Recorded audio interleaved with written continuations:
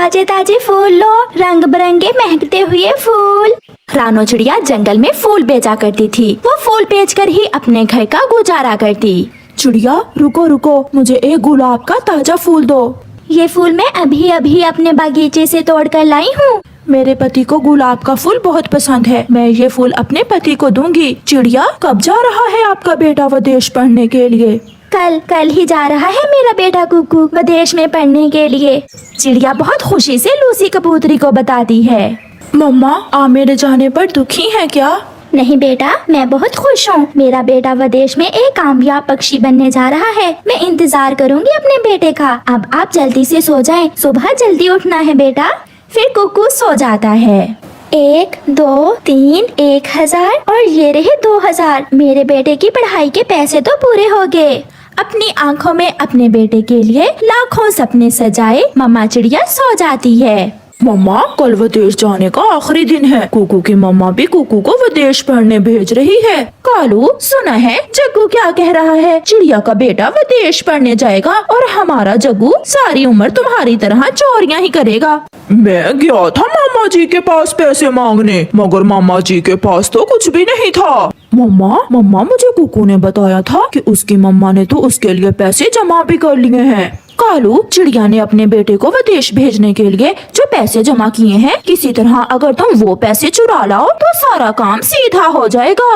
मैं भी यही सोच रहा हूँ। अब कुछ न कुछ तो करना ही होगा। फिर कालू कौवा आधी रात को अपने घर से निकलता है। कालू अपना चेहरा छुपा लेता है। वो चुपके से चिड़िया के घर में घुस जाता है। चिड़िया ने पैसे संदूक में रखे हुए थे। कालू कौवा आहिस्ता से वो पैसे चुराता है और भाग जाता है। जो पैसे जमा करने में चिड़िया ने कई साल लगाए थे, कौवा वो पैसे 1-2 मिनट में चुरा कर भाग जाता है। सुबह हो जाती है।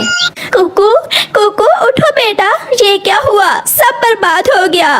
मेरी और मेरे बेटे की सारी खुशियाँ कोई चोर चुरा कर ले गया। मम्मा क्या हुआ है? बेटा कुकू, बेटा जो पैसे मैंने आपको विदेश भेजने के लिए जमा किए थे वो कोई चुरा कर ले गया है।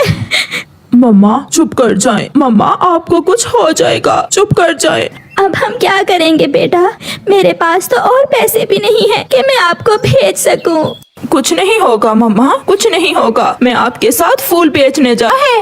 बधाई हो बहन गौरी, मगर मेरे तो सपने कोई चुरा कर ले गया। क्या तुम्हारा बेटा भी आज जा रहा है विदेश? नहीं गौरी बहन, जो पैसे मैंने जमा किए थे वो कोई चोर चुरा कर ले गया। अब मैं कैसे अपने बेटे को भेज सकती हूँ?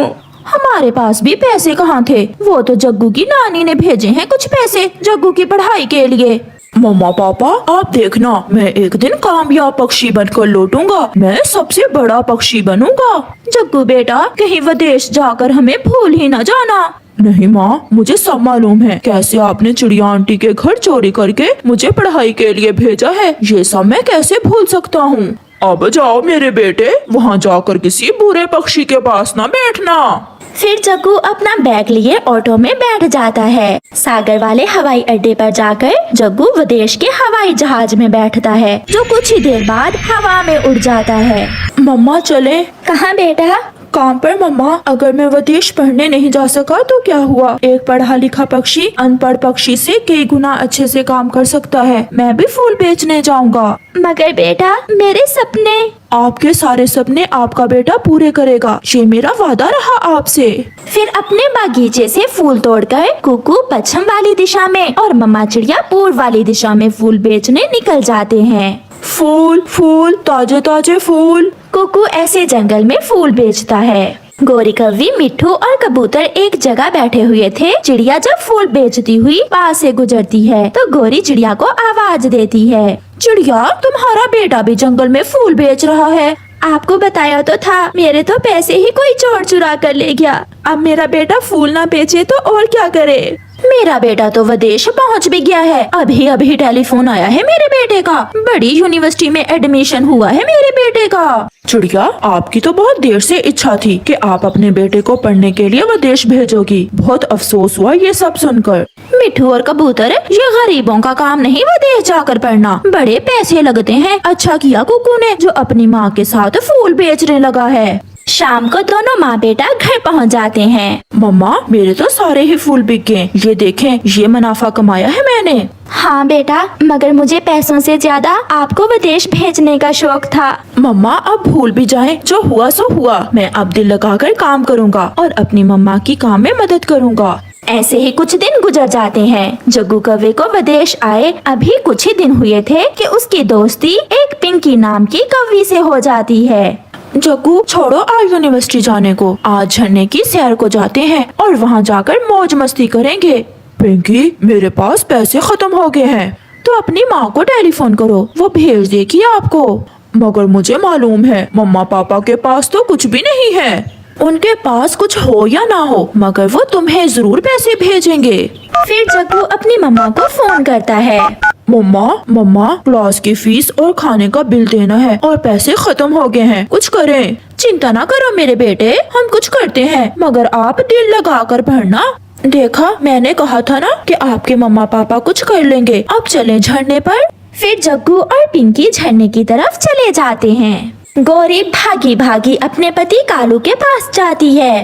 कालू जी, जग्गू का फोन आया है, मेरे बेटे को कुछ पैसों की जरूरत है। प्यारे दोस्तों, इस कहानी का अगला भाग देखने के लिए कल तक इंतजार करें और हमें कमेंट करके बताएं कि चिड़िया जंगल में क्या काम करती थी। हमें इंतजार रहेगा। आपका धन्यवाद। कालू, मैं सुबह से अंडे पर बैठे बैठे थक गई हूँ। अब तुम थोड़ी देर अंडे पर बैठो और मैं नदी से पानी पीकर आती हूँ। थोड़ी देर में आ भी जाना। तुम जब भी नदी पर जाती हो शाम को ही लौटती हो, मुझे भोजन लेने भी जाना है। मर तो नहीं जाओगे तुम अंडे पर बैठने से। जैसा ये अंडा मेरा है वैसे तुम्हारा भी है।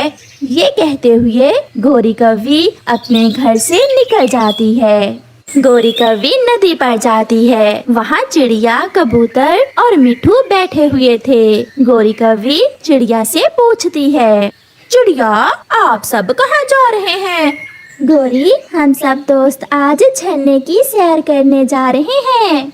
हम वहाँ जाकर पार्टी करेंगे और झरने के ठंडे ठंडे पानी में नहाएंगे। झरने पर मैं भी जाऊंगी आपके साथ। मगर गौरी बहन, आपने तो अंडा दिया हुआ है, अंडे पर कौन बैठेगा? अंडे पर मेरा पति बैठ जाएगा। ये सुनकर कबूतर हंसने लग जाता है। अंडे का पिता? पहली बार सुना है कि अंडे पर अंडे का पिता बैठेगा। आप जाएं, मैं भी आपके पीछे ही आती हूँ। मैं अभी कालू जी को बता कर आती हूँ। फिर गौरी कौवी पानी पिए बिना ही वहाँ से घर वापस भागती है।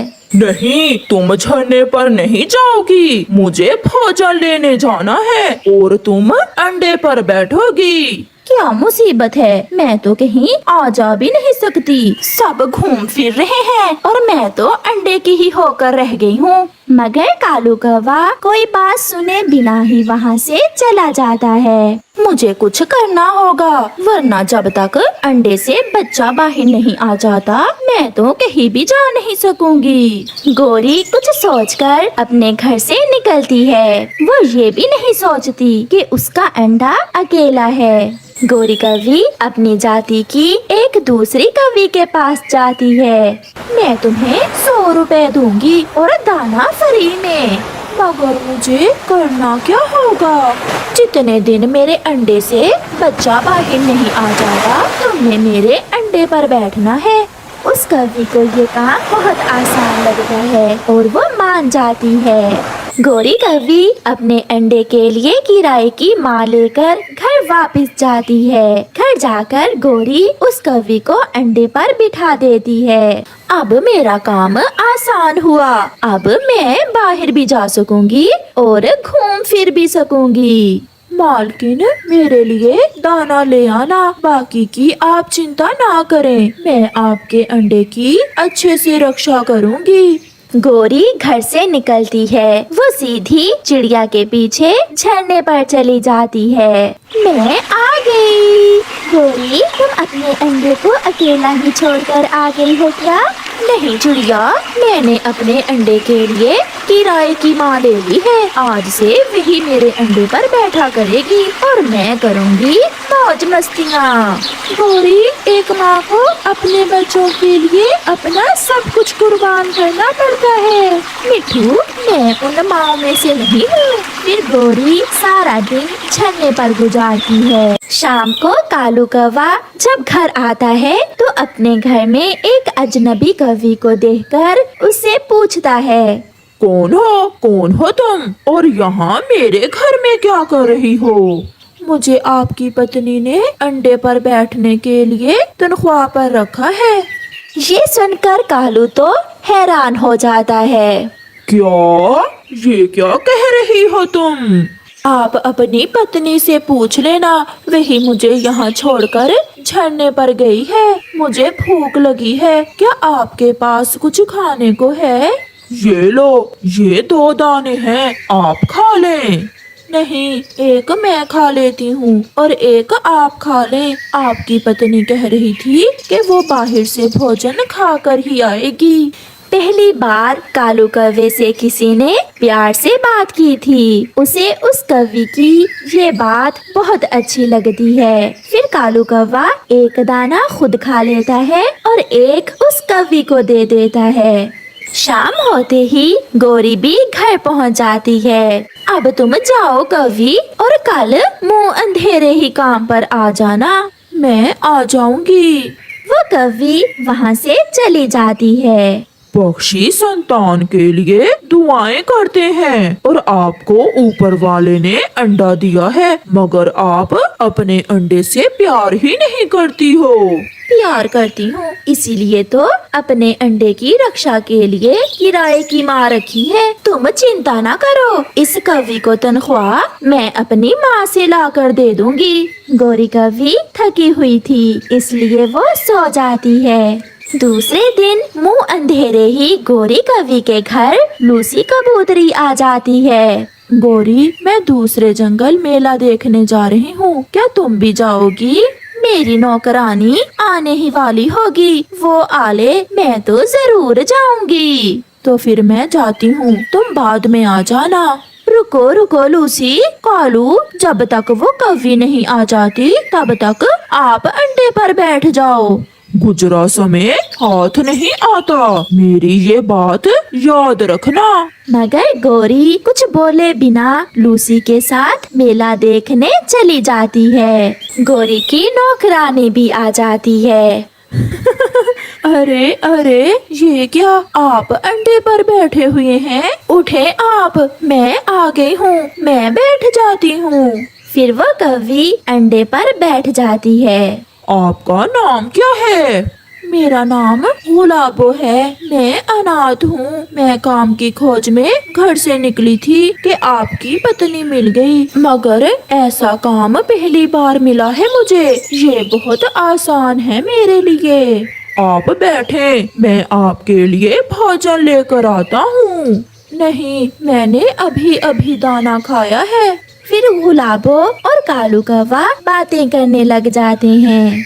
ऐसे ही दिन और रात गुजरते गए। गौरी सारा दिन घर से बाहर रहती, वो सैर सपाटे करती। गुलाबो कौवी गौरी के अंडे पर बैठी रहती। आहिस्ता आहिस्ता कालू कौवे को गुलाबो से प्यार हो जाता है। एक दिन कालू कौवा गुलाबो से कहता है, गुलाबो, क्या तुम मुझसे शादी करोगी? मैं आपको बहुत खुश रखूंगा। क्या? ये क्या कह रहे हैं आप? आपकी पत्नी तो गौरी कौवी है। मैंने शादी जिंदगी गुजारने के लिए की थी, मगर जब से गौरी से मेरी शादी हुई है उसने मेरी जिंदगी तबाह कर दी है। उसके करतूत तुम्हारे सामने ही तो हैं।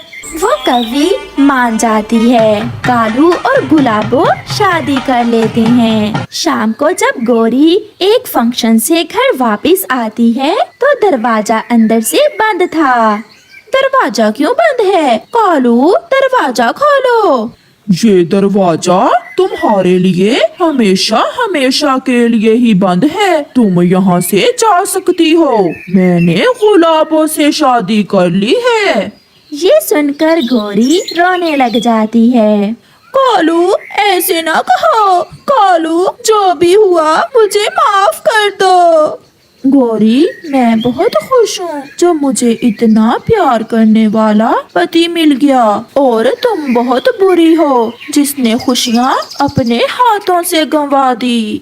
फिर गौरी कव्वे रोती हुई वहाँ से चली जाती है। कव्वे ने गुलाबों से दूसरी शादी की। इसमें दोष कालू कव्वे का है या फिर उसकी पत्नी गौरी कव्वे का, ये आप कमेंट करके बताएं, हमें इंतजार रहेगा।